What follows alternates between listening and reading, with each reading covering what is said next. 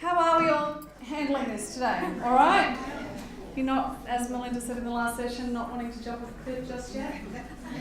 Okay, I think that's a really important point that Melinda said, that we are actually getting somewhere by having this conversation, and it's been a long time coming and a long time overdue. So don't go away today disheartened. There's a lot of things happening in this space, but there's a lot of things that yet we still need to address. Just got my contact details up there. I've got business cards on the table out there. Come and see me at lunchtime later if you want to grab one of those. Talking today about the influence of porn on sexual development and the role of education. And let me say there are limitations to education.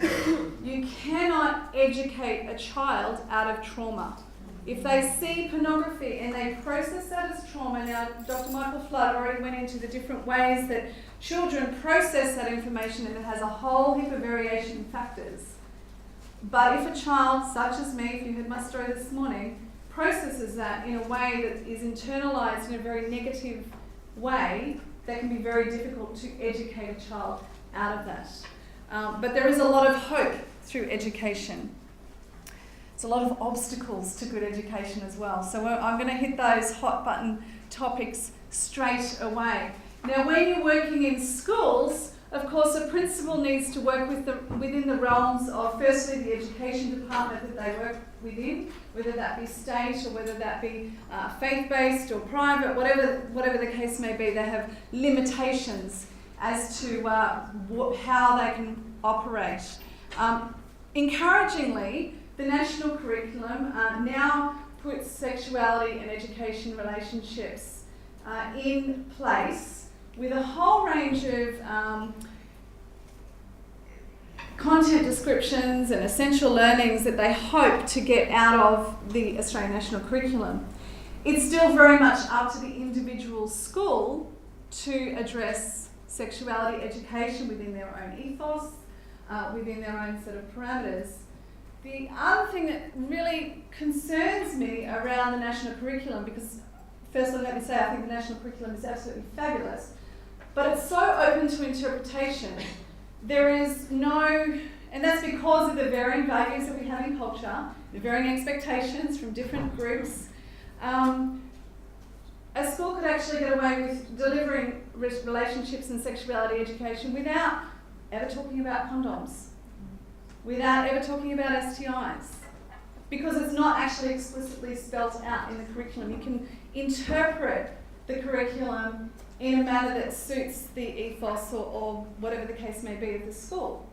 So there's a lot of things that can go unaddressed. I'll get into a little bit more about teacher education at the end of my presentation, but we have varying skill levels in teachers and varying comfort levels. Everybody is going to feel comfortable or not comfortable about this topic, and sometimes staff are thrown into the deep end with no desire to teach this topic whatsoever, no training, no equipping. The ones who are really passionate about it, let me say, do a great job. But there's a whole, because we all have triggers around sexuality, sometimes some people should not talk about sex because they project their own things onto the classroom. So that's really important to remember as well. But what we have is hot button issues that nobody ever wants to talk about. The first one being sexual abuse. Okay, particularly in conjunction with a sexual health lesson. Let's only talk about sex, and gosh, historically, sex in schools has been only about the biological, not about the other more holistic factors that I'll get into towards at the end of my presentation.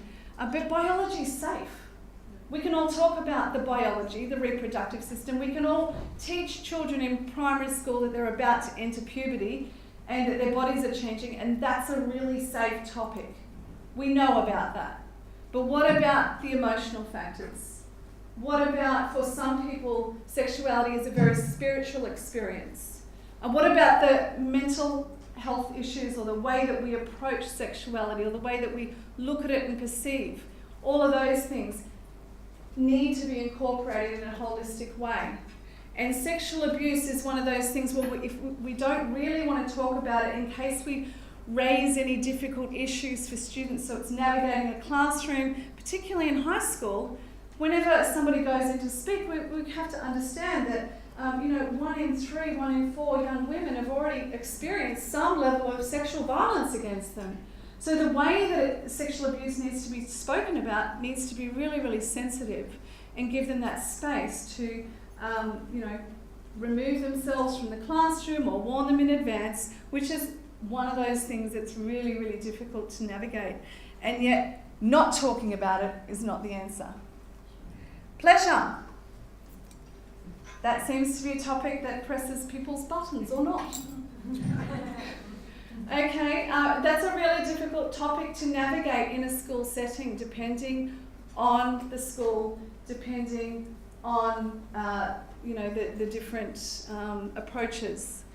And I love when I'm talking to teens about sex, just drawing up the comparisons. Here's porn culture sex. Here's intimate sex. Let's just write down all the qualities. What one do you want? You want intimate sex? Well, you're going to have to, maybe push aside some of this porn culture sex, because if you want intimate sex but you're looking at porn, you're not going to get intimate sex. So, it's about incorporating pleasure as a protective factor. I very much see it as a protective factor.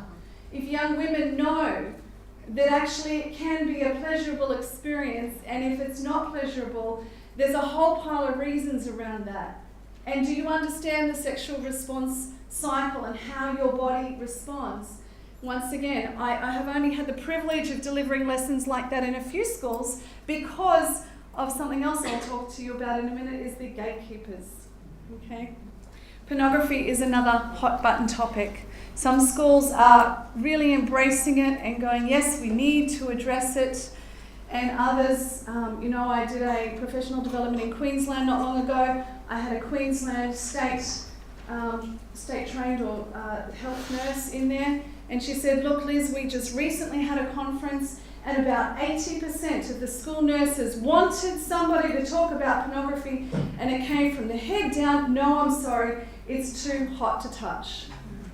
So here we have school nurses who are one of the only qualified people to speak into Queensland schools, or approved by the government, and yet they're not getting the training in the very thing that they're asking for, because we don't want to upset whoever the case may be.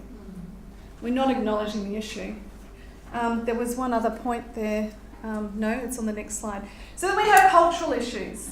We're a multicultural nation. We come from different backgrounds. We have different, belief systems. Again, religious backgrounds. Everybody has a different viewpoint on sexuality. How on earth do we navigate this topic in schools with all these interplay factors? Political. I was working in one particular state that there was somebody that looked over my materials and said, oh no, we wouldn't accept those, but then she ripped them off and she used them in her own stuff. Okay, so there's political power plays when people are put into positions supposed to do stuff, and then they end up, shutting down the little person so that it can be a great idea from the political agenda. So unfortunately, that's one of the realities. And the gatekeepers. Gatekeepers of knowledge. We can't talk to children. We can't talk to teenagers about that. Adults feeling as though they have a responsibility to children and young people, limiting their knowledge in this, when the reality is when we provide correct information, when we provide factual information and give young people the information that they need to make an informed decision, then they're empowered to make that decision. From a sexology point of view, I always like to point this out. In sexology, there's something called the WAS Declaration, which comes from the World Association of Sexual Health, and there's about 16 points. When I first studied sexology several years ago, there was only 11, and I thought, you know what, we're actually moving further away from those goals. They called it the Millennium Declaration. I'm like, we're getting further and further away from those goals, and at an increasing rate. Number 5, the right to be free from all forms of violence and coercion.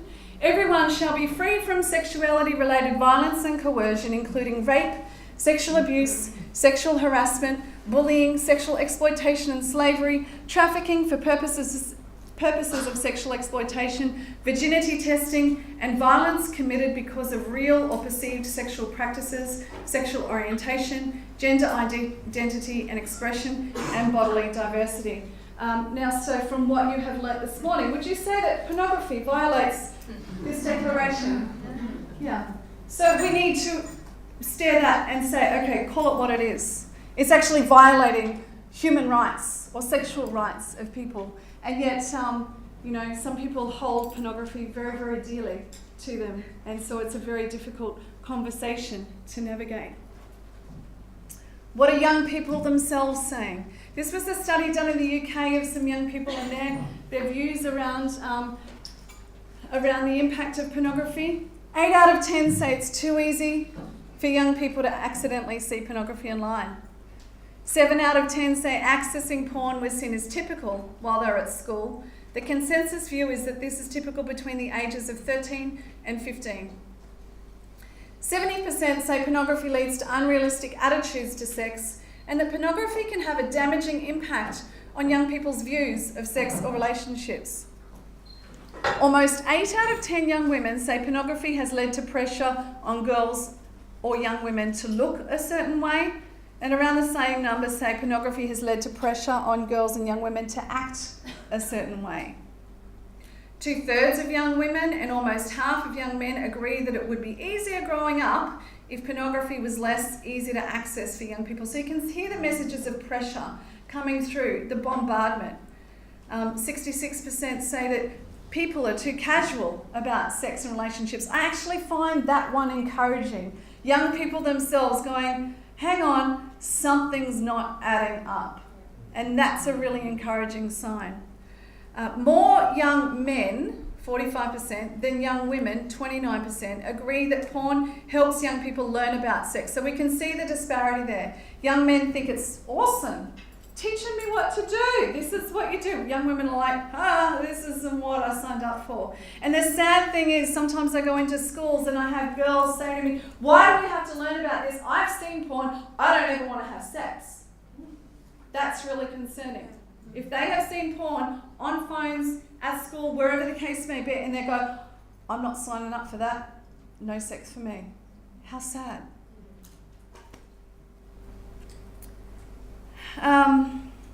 Half as many young men as young women strongly agree that pornography encourages a society to view women as sex objects. So young women are seeing it and calling it, or more young women than men. And one of my pornography presentations that I do in high schools is calling young men and saying, come on, let's be advocates and allies instead of attackers.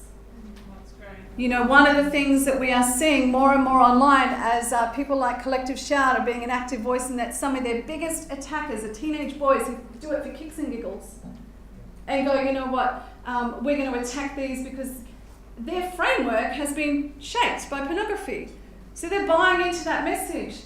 And in order to change this next generation, we need to call them out and say, hang on a second, let's be allies and advocates. We need you to stand up and be fighters for equality in this. And that behaviour is not getting you there. Anal heterosex. I know that was spoken about in Dr. Michael Flood's presentation, but what we know is 1 in 5 16 to 24-year-olds have had anal intercourse. This was in a UK study. Findings suggest that coercion could emerge as a dominant script for anal intercourse at these young ages if left unchallenged. It seems that anal sex happens in a context characterised by at least 5 specific features. Now, in this particular research, they did not find that anal sex was an alternative to falling pregnant. Okay, that was not even mentioned. These 5 things. Some men's narratives suggested that mutuality and consent for anal sex were not always a priority for them. Women being badgered for anal sex appears to be considered normal. The commonly circulating idea is that everyone enjoys it, and that women who do not are either flawed or simply keeping their enjoyment secret helps support the erroneous idea that a man's pushing for anal sex is simply persuading his partner to do something that most girls would want. Anal sex today appears to be a marker of heterosexual achievement or experience, particularly for men. Many men do not express concern about possible pain for women, viewing it as inevitable. And yet this topic in itself is extremely difficult to address in schools because we know that it is part of a same-sex relationship experience, and you don't want to make anybody feel isolated for that being their experience, but at the same time we need to address the violence and the coercion that's coming through in these classes or in these situations with young people. So the main reasons given for young men or young people having anal sex were that men wanted to copy what they saw in pornography and that it's tighter. Biologically, that's incorrect. I mean, if I can be upfront about like almost everything else that we are today, the penis entering the anus, that is the tightest point. Beyond that, it's not so tight. The vagina has muscles all the way up the vaginal wall, so it's actually much tighter vaginal. But this perception coming through from pornography, the messages that they're receiving are incorrect. So what do we do about healthy sexual development? What are those characteristics? Group of researchers got together. They consisted of psychologists and child experts, and said, what do young people need to know in order to develop in a healthy way? And they came up with these points, and they basically said there's no time on when. We're not going to say by this age or by this age, but if a young person were to grow up with a holistic view of sexuality, what would that look like? What characteristics would they need? And this is what they found. And I would argue that every single one of these is not presented in pornography at all. At least not the hardcore that we know that young people are accessing. Freedom from unwanted activity. Do young men and young women both know that they have a right to, be free from unwanted activity? An understanding of consent and ethical conduct more generally. The thing about pornography that I've noticed with young people is it's completely dehumanising their view of fellow human beings. Dehumanising, taking the human out, that emotional, that compassionate, that ethical view towards each other. Education about biological aspects of sexual practice. Now, one could argue that pornography certainly teaches a spectrum of behaviours, and therefore the biology comes into that in some respect. But as Melinda pointed out, the rise in labiaplasties and vaginal modifications through surgery is certainly not something that is certainly something that pornography plays right into. As early as year 7, 8 onwards, I show a very simple cartoon with drawings, very tastefully done, but of different breast shapes, different penis shapes, different vulva shapes, so that young people know, whatever you've got, you're normal. You don't have, we all have different hands, ears, nose, but we don't necessarily talk about the size and the shapes of our body parts, do we? But your penis, whatever size it is normal. And if it's not, then I'm sure that you would have picked it up and gone to the GP. And the common, what is the normal size? It's actually much smaller than what we thought. So there was a research study done on that recently, but I don't have time to go into that. But these are all the messages that are coming through from porn that are quite, negatively impacting the way that they're thinking about that. An understanding of safety, relationship skills. Young people want to know how to relate. How do we navigate this thing called relationships? Agency, a sense of importance that, I own my body and I respect yours. Lifelong learning. If I ask the question here, who remembers their first time at sex and was it the best sex you'd ever had? You'd probably say no. And it got better along the way. So sexuality is something that we learn about along the way. Resilience. I'm sure you all, have had some kind of positive move forward, or if you haven't, I hope there are some counsellors available out there, I forgot to mention earlier, but we have people to help you move forward from that. So resilience, bouncing back from those experiences that detract from a positive sexual experience. Open communication. Sexual development should not be aggressive, coercive, or joyless. Self-acceptance. I'm okay in the skin that I'm in, and I'm okay to be naked in front of somebody else. Self-acceptance. Awareness and acceptance that sex is pleasurable. Understanding of parental and societal values. Awareness of public and private boundaries, which is obviously a really big one with the rise in sexting. Just determining where are those public and private boundaries. Can we talk about those boundaries and where those photos go after that and how that plays out. Competence in mediated sexuality. So they're the 15 points. Understanding the messages that sexualized advertisements give, the music messages that are coming through, the pornography messages that are coming through. Are our young people having a chance and an opportunity to critique those messages? In 2013, there was a report released in the UK. Basically, they did a rapid evidence assessment on the harms of pornography, and they called it basically Porn is Everywhere. And they came up with many recommendations, but these are the 3 most specific ones related to education. All schools should understand the importance of and deliver effective relationships and sex education, which must include safe use of the internet. A strong and unambiguous message to this effect should be sent to all education providers, including all state-funded schools, including academies, maintained schools, independent schools, faith schools, and further education colleges.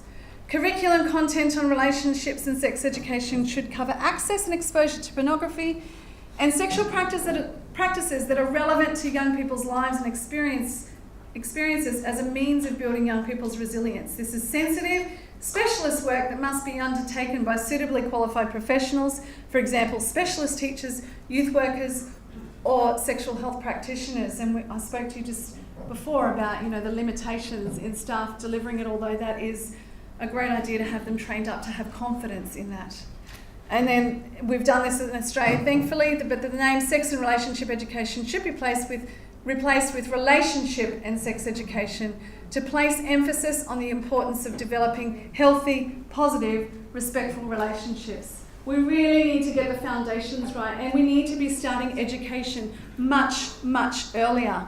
I'm sorry, but leaving education to a grade 5, 6 parent puberty night, grade 6 talking about puberty and the changes in the body, that's way too late. And we need to be starting sex education much earlier. And I'm not talking about teaching grade 1 and 2 students about sex, but I'm talking about getting them comfortable with body safety education, protective behaviours education.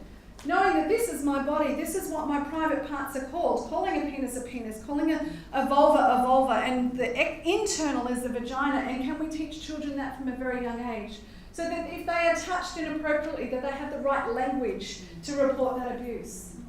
I've had one particular story I heard from a worker in this space who worked with children who have been sexually abused. Her mum, this little boy's mum, had been telling him that he had a pencil all his life. He thought his penis was a pencil. So when he went to school, mum had a new partner, and when he went to school and told his teacher that such and such is touching my pencil, that teacher let that abuse go unnoticed, undetected for months, because she had no idea that when he said pencil, he was meaning penis. And so we need to get comfortable in using the right language for our children from a young age. In our primary school programs, we start in grade 1 and 2, and we teach children about protective behaviours, recognising those internal warning signs that are like, something doesn't feel right. What does that feel like? Where does your body tell you that it doesn't feel right? And then we can easily transfer that onto line. If you see something online that makes you feel upset, how do you think that would make you feel? You don't need to say, if you see hardcore graphic porn, but how do you think that would make you feel? Who would you go and talk to if you saw something that made you feel unsafe? You can start that very simple, easy language very early on. Our teachers in the room, how many teachers do we have? Oh, wow, okay, awesome. Okay, qualities to aspire to when talking about relationships and sexuality education. Being really clear, using correct anatomical terms, approachable, accepting, positive, reflective, walking out of that session and going, how did I do? What can I do better? You know, nobody gets it right all the time, but we can be really reflective and improve for next time. Knowledgeable, having all the knowledge and skills that you're needing to deliver that. Teachable, I'm still learning and I've been diving into this for years now. And flexible, being able to adapt the lesson, picking up on the tensions in the room and adjusting the lesson plan accordingly. If there's stuff going on that you're sensing in the room, how do I move and shift with that and be flexible with this message so that I'm being sensitive to the students in the room and the wide diversities that may be there. Marie Crabb and Dave Corlett, when they did their research, they found these key factors are really important. Limit exposure, equip to critique, encourage and equip with skills, and inspire young people to want more for their relationships. One of the presentations that I've put together is Love is a Better Option. Let's talk about that. And let's help young people see that a really awesome experience comes with respect, comes with trust, comes with a time and confidence to, be vulnerable, none of which pornography shows. We also need, I added to that list, parent education. Give schools permission to educate. There's a standing joke in Queensland, which is where I'm from, that if it's not courier mail proof, we're not touching it. Principals don't want to be splashed all over the newspaper. We've got a problem with porn in our school. Hello, doesn't the whole nation? Body safety education to incorporate awareness of what to do when explicit content pops up, which is what I was talking about before. Provide teachers with education on age-appropriate behaviours and information on how to respond. Are we aware of the perfectly usual and normal developmental processes of you show me mine and I'll show you yours versus I want to see yours, drop your pants now. Like there's differences, there's variation. That once you go up the spectrum of usual sexual behaviours that are developmentally normal, then there's the orange. Okay, this is getting quite concerning. To red flag, this needs intervention. Are we aware of what those are? And actually Family Planning Queensland has an excellent app out. They developed the traffic light system to help pull all that together, and the app is now available to download on your devices, so you can plug something in and go, okay, yep, I need to report this, or yep, no, this is a relatively normal behaviour. Provide students with education on public and private behaviours, boundaries, empathy, consent, sexting and porn, links between porn and sexual violence, and the potential for intimate, pleasurable and meaningful love-filled relationships, none of which pornography shows. Reduced access points, and I constantly hear the argument, well, parents just need to be more vigilant. I don't know about you, but my 16-year-old son does not appreciate me staring over his shoulder. So it's a really difficult space to navigate. And collective impact, this is what today is about. All of you here coming and learning about this and going, actually, as a nation, what are we doing about this and how can we approach it? Can we at least speak up about it and be more empowered to know how to address some of these issues? So in Youth Wellbeing Project, that's the education side of the things that I do. We offer age-appropriate porn seminars for upper primary and high school students to inspire critical thinking, consultancy, student presentations, staff professional development, parent and community nights and conferences, obviously. We offer Body IQ primary schools programs, which I mentioned before. We've got level 1 for years 1 and 2, We have level 3 for 5 and 6. And we have relationship IQ level 5 for grade 9 and 10, and the rest are on the way. And connections, that's on the way too. It's a Christian high school program that they've asked for something a little bit more tailored, but I won't buckle on giving young people the information that we know that they need. Okay, so just tying this all up, can we look at sexuality education in a holistic way? The World Association for Sexual Health says that it is a state of physical, emotional, mental and social well-being related to sexuality. It's not merely the absence of disease, dysfunction or infirmity, which is where we spend a lot of our time. Sexual health requires a positive and respectful approach to sexuality and sexual relationships, as well as the possibility of having pleasurable and safe experiences, free of coercion, discrimination and violence. For sexual health to be attained and maintained, the sexual rights of all persons must be respected, protected and fulfilled. And that's really important, because one set of values is going to clash with another set of values on that. How do we navigate that conversation so that we're respectful of where people's values are around this, and allowing people to make their own mind on that. It's a very personal decision, and that's another reason why this is such a hot button topic. I've developed the whole person-centered sexuality education model, which basically shows sexuality right there at the bottom. But for many people, spirituality underpins that. The body is only one element, which is where we spend most of our time or have historically in classes. The mind, the sexual response cycle, can we even begin to talk about that, and how, I often ask year 9, 10s, what's the biggest sex organ? And resoundingly, I always get somebody say the penis. Well, it's actually the brain. So can we engage that first? Okay? The emotions, and talking about that in the holistic context of sexuality. Family, the way that we think about sexuality is very much influenced by the family, and peers and community, and social media and culture. And at the moment, social media and culture is very much the loudest voice. And I thought I'd just finish off quickly by encouraging all to talk to your children about sex. Well, not sex, but pornography. And you can start talking about sex there if you want. But can I just read some of this for you? Because this is Millie on the front. And to give you the recap, Millie was at school and she sees something on a phone. But she loves to explore and she loves fun things. And she says, movies show pictures that move on the screen. Sometimes I giggle and sometimes I scream. They make me feel happy or make me feel sad. But I once saw a movie that made me feel bad. At school on a phone, a movie was terrible. It wasn't for me and it made me feel horrible. Grown-ups doing things that I'd never seen, wiggly and icky. My tummy felt green.